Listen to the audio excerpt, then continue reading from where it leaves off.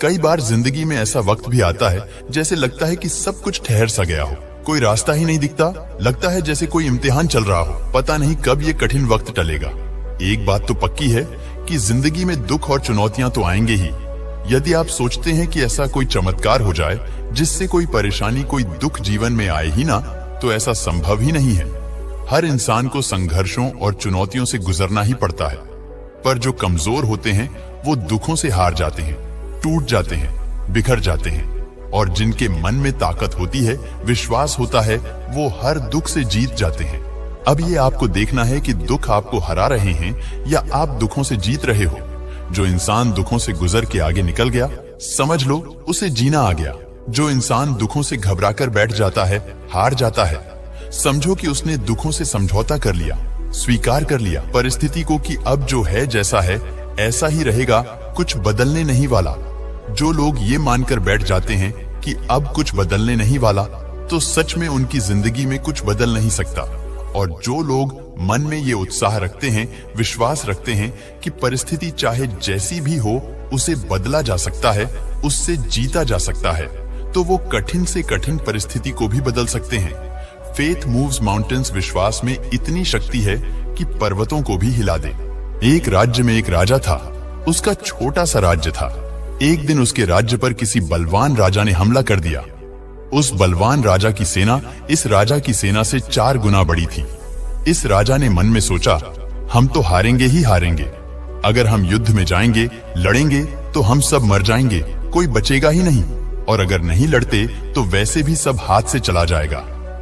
वह राजा मन ही मन बहुत घबरा रहा था, पर उसे अपने गुरु पर बहुत भरोसा था, क्योंकि हमेशा उसके गुरु ने मुश्किल की घड़ी में उसे रास्ता दिखाया था। वह अपने गुरु के पास आया और उसने गुरु को सारी बात बता दी कि दूसरे राजा ने हमला किया है और उसकी सेना हमसे 4 गुना बड़ी है। गुरु ने कहा कि आप चिंता मत करो और आपकी सेना का सेनापति आप मुझे बना दो। तो राजा ने कहा कि गुरुजी, आप कैसे युद्ध करेंगे? आपने तो कभी युद्ध नहीं किया। तब उसके गुरु ने कहा कि मैं जैसा बोलता हूं तुम वैसा करो। राजा ने बोला, ठीक है। राजा ने अपने गुरु को सेनापति बना दिया। फिर गुरु ने सारी सेना को बुलाकर कहा कि यहाँ पास में भगवान का एक मंदिर है और उस मंदिर में बड़ी शक्ति है। हम भगवान से चलकर पूछते हैं कि आज का युद्ध हम जीतेंगे या नहीं। अगर उनके मंदिर की घंटी अपने आप बजी तो इसका मतलब है युद्ध हम ही जीतेंगे, और अगर वह घंटी नहीं बजी मतलब हम युद्ध नहीं जीत पाएंगे। सेना पहले ही उत्साह हार चुकी थी। सेना को बिल्कुल भी विश्वास नहीं था कि हमसे 4 गुना बड़ी सेना से हम कैसे जीतेंगे। इतनी बड़ी सेना के साथ युद्ध करना तो मृत्यु को बुलावा देना है। पर सबने सोचा कि शूरवीर की गति मरेंगे तो भी हमारा कल्याण होगा।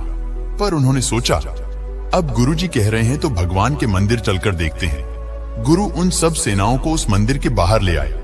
गुरु ने सबको कहा कि आप लोग आंखें बंद करके भगवान से प्रार्थना करो, और मैं भी प्रार्थना करता हूं, और उनसे पूछो कि इस युद्ध में क्या होगा, और यदि हम इस युद्ध में जीत सकते हैं तो आप हमें कोई इशारा दो।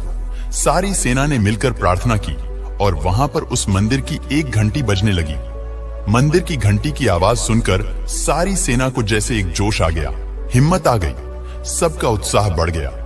अब तो भगवान ने खुद आशीर्वाद दे दिया है, अब तो हमारी विजय निश्चित है। गुरुजी ने कहा, आप सबको भगवान का आशीर्वाद प्राप्त है। आपको अब दुनिया की बड़ी से बड़ी सेना भी नहीं हरा सकती, तो ये सेना क्या कर लेगी? सारी सेना जोश से भर गई, नए उत्साह से भर गई। सबको ये विश्वास हो गया कि हम ही जीतेंगे, भगवान का आशीर्वाद प्राप्त है हमें। सारी सेना मिलकर उस 4 गुना बड़ी राजा की सेना से युद्ध लड़ने चली गई, और आखिर में इस छोटी सेना ने उस बड़ी सेना को परास्त कर दिया। सैनिकों को विश्वास ही नहीं हो रहा था कि हमने इतनी बड़ी सेना को हरा दिया, पर सबको यह विश्वास था कि भगवान ने हमारी मदद की, उनके आशीर्वाद से हम जीत गए। सारी सेना खुशी से नाचने लगी। सबने गुरुजी से कहा कि आपने जैसा कहा था वैसा ही हुआ। भगवान के आशीर्वाद से हमने यह युद्ध जीत लिया। चलो हम भगवान के मंदिर चलते हैं और भगवान को धन्यवाद देकर आते हैं।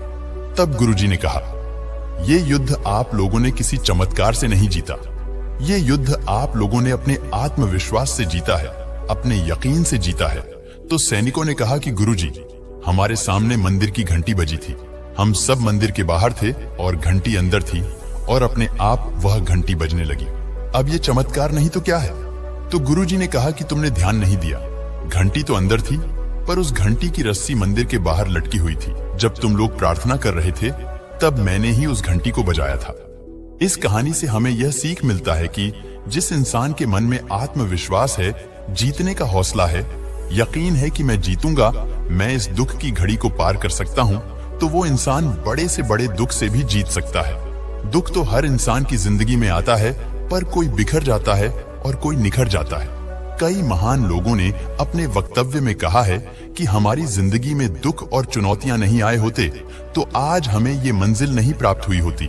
जो इंसान जिंदगी में दुखों से होकर गुजरा है, चुनौतियों से होकर गुजरा है, दुखों से जीता है, उसका हौसला बढ़ जाता है, उसका आत्मविश्वास बढ़ जाता है और वो इंसान दूसरे के भी दुख दर्द को समझने लगता है। और जो इंसान दुखों के आगे हार जाता है, सब कुछ छोड़कर बैठ जाता है, रुक जाता है, उसकी जिंदगी ठहर जाती है।